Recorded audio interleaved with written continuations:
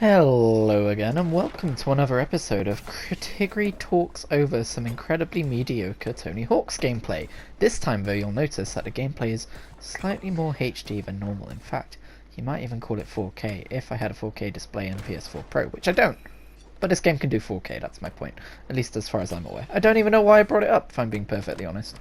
All I know is that I'm rambling more because I started recording, and then as soon as I started recording I remembered that because this is a PlayStation 4 video, disclaimer, that means this game does not look as pretty as it actually is because it's 720p that you're watching right now, and it badly upscales with YouTube's encoding.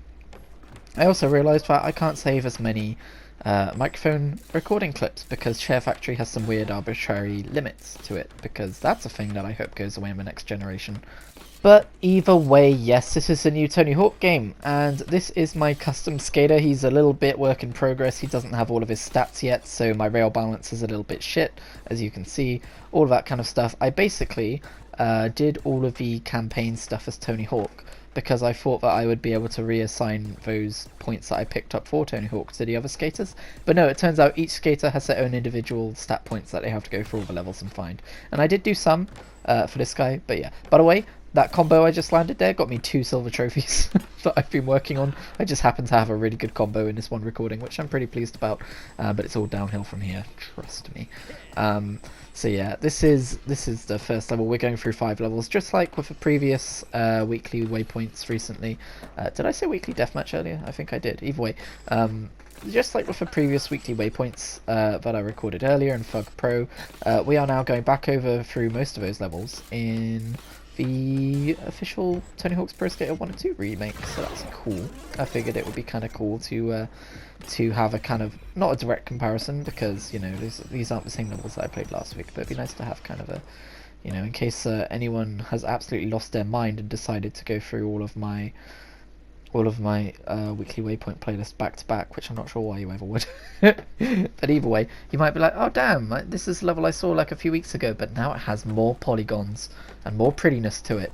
And while I'm talking about this game, I should probably talk about my opinions on it, because I'm not going to do a thoughts on, like I said I would, about this game. If I am going to do any kind of impression review-y style thing, like officially, it will be a written review, probably, where I can, you know, take the time to stop and think about this game's merits and its drawbacks and all that kind of gubbins. But as far as just my take on it, my like initial like thoughts on it after playing it for the last week or so. Actually, it's not even been a week, it's been like half a week. It came out on Friday. Basically, I am incredibly impressed with it. I think Vicarious Visions and Beanox are the people you want to go to if you want to make a remaster or a remake. This is more of a remake than a remaster.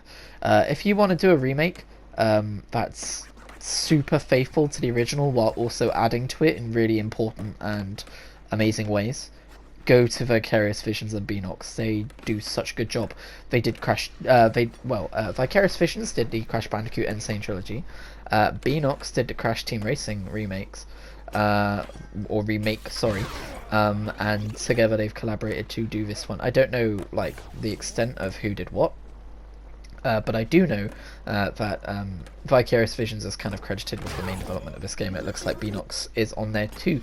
In fact, if I am to judge by the title cards, I would say that Vicarious Visions did the bulk of like making the game and making how the skaters feel and interact and all that stuff, and maybe Beanox did some of like the either levels or the cosmetics or both. That's what I would have guessed, but either way, that's complete guesswork based on title card intros. So don't take my word for it. But yeah, people are very quick to praise Vicarious Visions, but I don't hear a lot of people praising Beanox for their work on this game. So whatever they did, it was pretty damn good, because look how this shit turned out. Unless they did multiplayer, which is pretty much the only thing I have gripes about, but we'll get to that soon. First of all, I want to talk about this game. Okay, so I started with Tony Hawk's Underground. That was my introduction to the franchise, and I played Underground 2 and American Wasteland. And American Skateland on a DS, by the way, that was pretty fun. Which is basically the same, it's like almost the same game as Wasteland, but it's different. It's got like, I don't even remember, but there were some differences. But either way, yeah. And then I think I did go on to play like Project 8, and then I was like, and then I stopped playing Tony Hawk's games. And then at some point in my life, I was probably around 19 or 20, I got myself a PS2. because I want to play some of my old PS2 games. But then I was like, hey, look, I can buy Tony Hawk's Pro Skater for like 99p right now, Pro Skater 4. So I played a bunch of Tony Hawk's Pro Skater 4 as well. And then of course I downloaded the Fug Pro mod for Tony Hawk's Underground 2 on PC, and that's how I became acquainted with all of these levels, or with some of these levels. And I'm very fucking glad I did that, because God, you hugely appreciate how good these levels look. Like, we're on the mall right now, as you can see. I don't typically like the look of like derelict areas in video games. But when I saw this like abandoned coat they'd given the mall, I was like blown away. I was like, holy shit. Because that's not the vibe the original level had, as far as I'm aware. It was just a mall. But here they made it all like abandoned, so that you have like obviously the freedom to skate and everything. I guess is the idea behind that. And it looks, I mean, look at it. I mean, don't look at it, because you're looking at the 720p YouTube encoded bullshit version, which looks terrible. But either buy the game or watch a YouTuber who actually has like an Elgato and can like fucking record it at 1080p or 4K or whatever the hell they do. And look at this game. Oh my god, it looks so good. And I love it. I absolutely love it. It's so good. What's not good is my score on this level.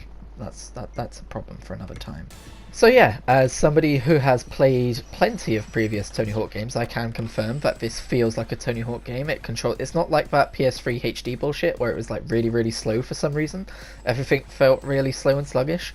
No, this is like basically what you were watching me do in Fug Pro is what you can do in this game. That's pretty much. Like, there's a couple of differences. Like, you can't spin on bollards infinitely. You can't jump off your skateboard and run around. But those are the things that aren't important. The things that are important are in here. Like, you've got some of the modern stuff like reverts and switching and all that kind of stuff. Switching is how scrubs like me get most of their points, by just grinding a rail and switching over and over and over again. But yeah, it's got all of that. But if you're a purist and you're like, oh, I haven't played since Tony Hawk's Pro Skater 1, and I just want to play Tony Hawk's Pro Skater 1 the way I remember playing it, then firstly all you're really doing is removing options for yourself. But secondly, there is an option in the options to change the control mode to Tony Hawk's Pro Skater 1 Classic that removes all of that shit. So it controls exactly 100% the way the original game did. So that's there for you. But if you're a sane person like me, you won't do that. You'll be like, oh shit, what's this new stuff? And you'll be like, oh wow, this is really cool. It makes the game flow even better. He says as he fucking eats it. I eat it a lot in this video, by the way. And I'm ashamed to say these aren't all just like first takes. Like, I did like restart on a few of these levels to try and get better takes. But these are the buns I'm giving you right now. Next week I should probably do something that isn't Tony Hawk, but I kind of just want to keep doing all of the Tony Hawk levels until I've gone through all of them. I don't know, let me know what you think about that. That would be like another 3 weeks worth of this at least. But yeah, so the Creator Skater stuff is nice and robust. There's a shop where you can buy loads and loads and loads of different clothing items, and some of those clothing items you can adjust for colours on. For instance, the top I'm wearing had primary, secondary and tertiary colours that you could change. You can actually create a primary, secondary, tertiary colour set that you can apply to multiple clothes with that type. You can, on some of the clothes, you can add logos to them, and you can like buy new logos and earn new logos and all that kind of stuff. So my hat and my top have logos that I've earned that I've put on there. You can customize your and obviously your trousers, shoes and socks and hat and all that. I'm aware that my guy, by the way, looks a bit like he's having a fashion crisis, but that's because I do not have an eye for fashion at all, and I did not spend a lot of time customizing his stuff. I think his hat needs to be more in sync with his the rest of his color palette, and his top needs to be slightly darker colors. But other than that, yeah, maybe I can have like bright pink around like the rims on the tertiary instead of the secondary arms. Anyway, the skateboard as well you can customize. There's loads of fucking skate decks, and there's even a lot of skate grips. Not all of them are colourful like the one I'm currently using, but some of them are. I've only really just unlocked this really colourful skate grip. But yeah, you can customize like the colour of the wheels and the kind of the grip, so that like where you have it ripping, you don't just see like brown board underneath, you have like a color instead, so that looks really fucking cool. There's so many designs. You can unlock new designs by playing as the skaters, who also have alternate costumes you can unlock. It's so deep, it's so in-depth, it's crazy, there's so much to do. It's one of those games that the trophy list is pretty vast, but there's so much to do. If you platinum the game, there's so much more to do to like unlock and progress and stuff. This is the kind of thing you dream about when it comes to cosmetic progression in a game, and I'm super happy all of this is in here. Like, there's no way I'm gonna 100% all of the cosmetics, like that's a crazy person thing to do. I think they also have a store which like the items in it change over time and they can update it to add items, but I might be wrong on that. I'm not sure. This game does not have, currently, by the way, this is that's important to state for some of these games, especially Activision games, but this game currently does not have a way to buy currency, so everything is earned and nothing is purchased. There's no battle pass or anything like that, even there's no like downloadable content for the game at all. I kind of hope they like add level packs, or they do, because here's the thing, this is such a strong base for a game, that I want them to add levels as from the third and fourth game, instead of just making another game which is the third and fourth levels, you know? But that wouldn't make sense because this game is called Tony Hawk's Pro Skater 1 and 2, so they kind of shot themselves in the foot with that title, but whatever. I'm running out of time, so I will very quickly say my two gripes with this game are that the faces are very Uncanny Valley. When you're doing Creator Skater, I could not choose a face that I liked because they were all really weird and like meshy and moldable and weird. And the second thing is the multiplayer isn't that great because the game modes, some of them is like the first person to hit 150,000 points and it's over in 5 seconds. But yeah, that's me. Thank you for watching this video. I'm just gonna let my